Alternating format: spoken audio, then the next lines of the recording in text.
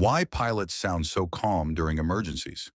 Even during serious situations, pilots are trained to sound calm and controlled on purpose, because panic inside the cockpit can spread instantly to the cabin. That's why pilots follow strict procedures and standardized communication, even when dealing with emergencies.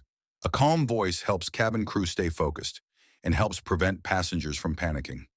In aviation, staying calm is considered part of the safety process itself. So if a pilot sounds relaxed during a difficult situation, that's usually a very good sign.